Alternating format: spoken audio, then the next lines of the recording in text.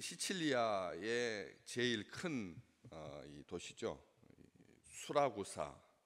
수라구사에 배를 대고 사흘을 있다가 거기서 둘러가서 레기온에 이르렀다. 시칠리아 섬에서 이탈리아 본토 끝 레기온까지 가는 길은 3km밖에 짧은 곳, 폭이 좁은 곳은 3km 정도밖에 안 되는 메시나 해협입니다. 메시나 해협 3km밖에 안 되니까 그냥 보입니다. 섬이 본토에서도 시칠리아 섬이 보이고 시칠리아 섬에서도 본토가 이탈리아 본토가 보이고 그 정도로 가까운 3km 정도면 헤엄쳐서 건널 수 있는 곳인데 거기다 다리를 못 놉니다. 너무나 물살이 빨라서 깊이가 깊은 곳은 250m가 넘어가지고 그래서 거기를 배를 타고 이제 가야 되는데 30분 정도 거리인데 지금도 돌아가야 됩니다. 그 해협에 가면은 물살에 휩쓸려서 파손되니까 그래가지고 2시간 반을 가야 되는 이렇게 보이는 섬인데 그래서 여기 13절에 거기서 둘러갔다 이 표현이 누가가 얼마나 정확하게 기록했는지를 보여줘요. 이제 순교하기 위해서 로마의 가이사 앞에 서기 위해서 이제 거기서 목을 참수당해 가지고 그래서 세상을 떠나잖아요. 바울이 그 참수 죽으러 가는 길인데 뭘 그걸 자세하게 옆에 있는 뭐 항해 그다음에 며칠을 머물렀고 누구를 만났고 기록할 필요가 있겠습니까? 그런데도 정확하게 기록하고 있는 거죠. 이 아무것도 아닌 표현이잖아요. 둘러갔다라고 하는 표현이 그냥 여기 수라구사에서 레기온으로 건너갔다, 본토에 상륙했다 이렇게 하면 될 것인데 둘러갔다라고 표현하고 있다고 하는 거죠. 물이 얼마나 심하게 용트림 치는지 그것을 배를 잡아먹는 괴물이라고 아예 그냥 거기 그 섬에는 이 해협에는 메시나 해협은 그런 괴물들이 있어가지고 배를 삼킨다. 그렇게 신화가 있을 정도니까 여기 이 표현이 얼마나 정확했는지를 볼 수가 있는 것이죠. 이 레기온에 이르러서 하루를 지낸 후 남풍이 일어나서 이튿날 보디올에 이르렀다.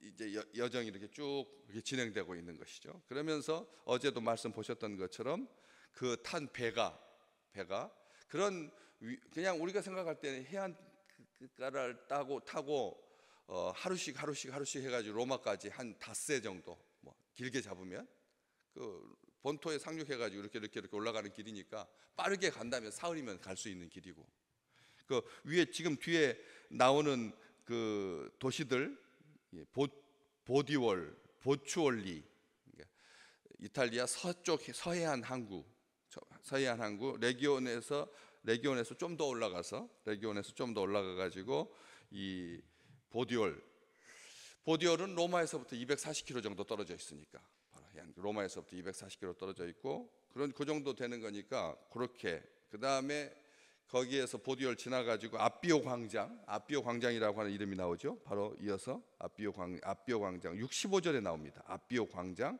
그리고 트레이스 타베르는 숙소가 3개 있었다. 여관이 3개 있었다. 삼관 한문으로 많이 보시잖아요. 무협 소설 같은 데 보면 삼관 여관이 3개나 있는 그래서 늘 로마로 가는 길에 배 타는 사람들이 묵고 정박하고 하는 그런 아주 일반적인 그런 도시들을 쭉 기록하고 있습니다. 그래서 그렇게 위험하지 않는 거죠. 그 해협만 딱 건너면 그 다음부터는 그냥 육지 옆으로 해가지고 가면서 로마까지 쭉 가면 되니까 필요한 거 물건 챙기고 그 다음에 숙박하고 하면서 가는 길인데 뱃머리에 디오스구라라고 하는 제우스의 쌍둥아들 형상 주술적 의미의 부적처럼 그렇게 새긴 그 배를 타고 갔다. 항해하는 사람들에게 행운의 징조라고 여겨지는 그런 장식을 하고 공교롭게도 그 쌍둥이 이 제우스의 두 아들 달의 여신과의 사이에서 난 그런 스파르타의 여왕과의 관계에서 이런 아들이 생겼다. 보통 그렇잖아요. 신화는 어떤 한 왕족을 신격화하기 위해서 반영하는 것처럼 그런 신화 속에 존재하는 그런 쌍둥이인데 별자리 이름이 쌍둥이 별자리가 있습니다. 쌍둥이 별자리가 바로 똑같은 제우스 아들을 신화로 한 그런 별자리 이름인 거죠. 그 쌍둥이 별자리인데 그 항해하는 사람들에게 행운을 가져다 준다고 알려진 그런 별자리입니다. 2월 하순에서부터 4월에 걸쳐 가지고 바로 머리 위에 보이는, 우리 겨울에 머리 위에 보이는 쌍둥이 자리, 겨울 별자리 중에서도 가장 동쪽에 뜨는 마지막 겨울을 알리는 별자리가 바로 이 쌍둥이 별자리입니다. 마치 어깨 동무를 한 두 사람이 같이 있는 형상이죠. 그 별이 이렇게 전체 외곽이 어깨 동무를 한 두 사람이 함께, 바로 형과 동생. 그런데 밝기가 동생이 훨씬 더 밝습니다. 밝기가 훨씬 동생이 밝는데 이 별자리를 이름을 부여한 때가 400년 전이거든. 400년 전에 이름을 부여할 당시에는 형 별자리가 훨씬 더 밝았습니다. 그런데 400년이 지난 다음에 밝기가 동생 별자리가 더 밝아지고 형 별자리가 더 어두워졌죠. 왜 그랬을까요? 그 별자리였는데 왜 처음에는 형 별자리가 밝게 빛났는데 400년 만에 동생 별자리가, 별하고 거리가 우리가 생각하는 것처럼 그냥 어깨동무하는 그런 거리가 아니라는 거죠. 어마어마하게 멀리 떨어져 있는 별들인데 크게 빛나는 몇 개, 5개, 6개의 별을 묶어가지고 국자 모양처럼 생겼다 그래서 북두칠성 이렇게 이름을 붙이는 것처럼 쌍둥이라고 이름을 붙여놨는데 그 거리가 너무 멀었고, 그래서 형 별자리가 하고 동생 별자리가 이렇게 멀어지면서 동생 별자리는 지구 쪽으로 좀 가까워지고 형 별자리는 뒤쪽으로 밀려가면서 밝기가 처음에는 이렇게 좀 밝게 빛났었다가 이렇게 뒤로 가면서 이게 오면서 움직이고 있다는 거죠. 지금 별들이 움직이고 있으면서 밝기가 변화한 거죠. 참 우리가 생각할 때 영원할 것 같은 그런 별자리도 밝기가 벌써 400년 만에 바뀐 거예요. 그런데도 사람들은 그 별자리에다가 의미를 부여하려고, 쌍둥이 별자리가 행운의 상징이고 그리고 항해사들을 보호해주고 돕는다, 조난자들을 구해준다 해가지고 뱃사람들은 이 쌍둥이 별자리를 굉장히 신성시한다, 우상시하고 그 마음들이 있다는 거예요. 배 타고 가는 사람들은 무언가 불안하기 때문에 그것을 의지하려고, 똑같은 뱃길이거든요. 그런데 그 변수가 너무나 많은 거예요. 이 지상에서의 변수보다 바다의 변수는 훨씬 더 많은 거예요. 그러니까 그 위험하니까 사람들의 생각 속에 그런 의지하고 싶은 마음들이 있는 거죠. 누굴 탓하려고 하는 것이 아니라 그렇게 로마까지 가는 길에도 이 배에 장식을 달고 이렇게 올라가고 있는 것을 보게 됩니다. 그러면서 누가는 그 배를 타고 가면서 누구를 이야기를 하고 있느냐면 보십시오. 14절 말씀에 보디올에 이르렀습니다. 이 레기온에서 이제 좀 더 올라가 가지고 보디올에 정박했는데 거기서 형제들을 만났다. 앞에다가 어제도 말씀 같이 나눴지만 믿음의 형제라고 안 썼습니다. 우리는 믿음의 형제라고 할 필요가 없다는 거죠. 신앙생활 같이 하는 우리 식구들이 서로에게 그냥 형제라고 하지, 믿음의 형제요. 옛날에는 그런 표현이 참 좋았어요. 믿음의 형제라고 하는 말이 세상적인 형제하고 다른, 같은 혈육을 가진 그런 형제가 아니라 그 믿음의 형제다. 어머니가 같지 않고 아버지가 같지 않고 그냥 다 뿔뿔이 흩어졌던 사람들인데 예수의 십자가 아래 모였기 때문에 형제다라고 하는 그런 표현을 쓰는데 앞에다가 믿음의 형제들이라고 꼭꼭 썼었는데 여기 누가는 그렇게 쓰지 않다는 거죠. 거기서 그냥 형제들을 만났다. 야, 놀랍지 않습니까? 로마에 지금 가이사 앞에 서로 가는 그 길에 벌써 우리 하나님 믿는 백성들이 온 세상에 다 있는 거죠. 여기 형제들이 있는 겁니다. 그 형제들을 만나서 그들의 요청을 받아서 일주일을 머뭅니다.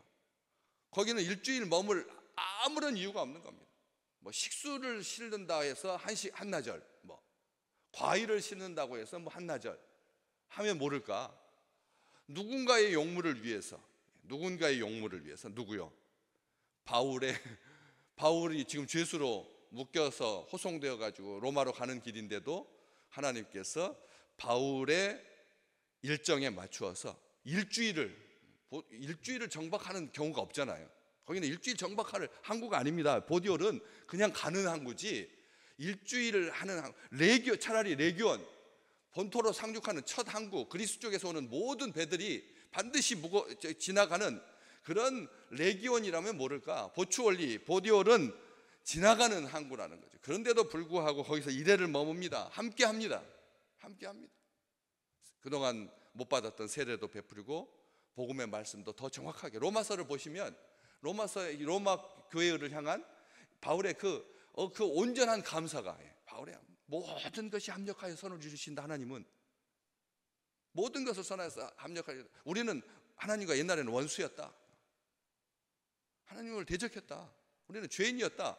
그런데 하나님이 먼저 우리를 사랑하셨다. 정말 로마서에 보면 그 로마의 형제들을 향한 바울의 그 온전한 사랑을 우리가 느낄 수가 있지 않습니까? 그런 것처럼 거기에서 형제들을 만나서 이래를 머뭅니다. 그래서 우리는 이와 같이 로마로 갑니다. 죽음으로 가는 길이고 순교하러 가는 길이고 마지막 길이고 미끄러운 길인 것 같은데도 하나님께서 함께 하시. 그러면서 15절에 한 번 더 강조하기를, 그곳 형제들이 우리 소식을 듣고, 계속 형제들 이야기 나오죠. 지나가면서 백부장 율리오와 관련된 어떤 업무적인 차원에서 정박한 게 아니라는 거예요. 선장과 선주가, 힘이 센 사람들이, 위에 있는 사람들이 자기 용무를 보기 위해서 사흘이나 7일, 일주일 동안 머문 게 아니라 바울이 형제들을 만나기 위해서 일주일 사흘씩 머물렀다.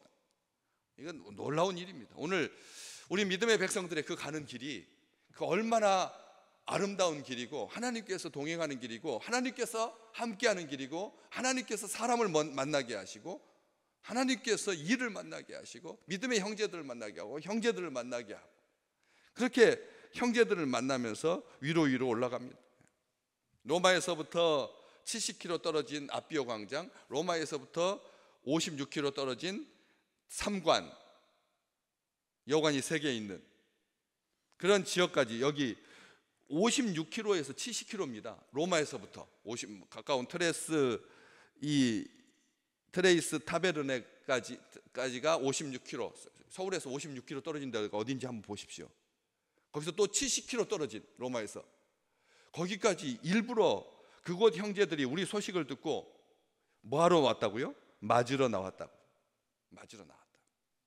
그랬더니 15절 말씀 마무리, 바울이 그들을 보고 하나님께 감사하고 담대한 마음을 얻으니라. 아멘. 형제들을 만나면 하나님께 감사하고 담대한 마음 얻으시기를 주의 이름으로 축복합니다. 신앙생활 이렇게 같이 신앙생활을 하게 하신 이유가, 우리로 하여금 하나님께 감사하라고 우리에게 붙여주신 사람들, 하나님께 감사하라고. 하나님 앞에 짜증내고 도대체 세상도 안 그러는데 어떻게 믿음의 식구가 저럴 수 있냐고. 세상 친구들은 훨씬 더 환대하고, 세상 친구들은 훨씬 더 신사적인데, 어떻게 신앙을 가진, 한 배를 탄, 같이 교회를 섬기는데 왜 저런 표정을 짓고 저런 말을 하고 저런 행동을 할 수가 있느냐? 이렇게 서운해지는 것이 아니라 하나님께 감사가 넘치시기를 주의 이름으로 축복합니다. 그러면서 중요한 마무리죠.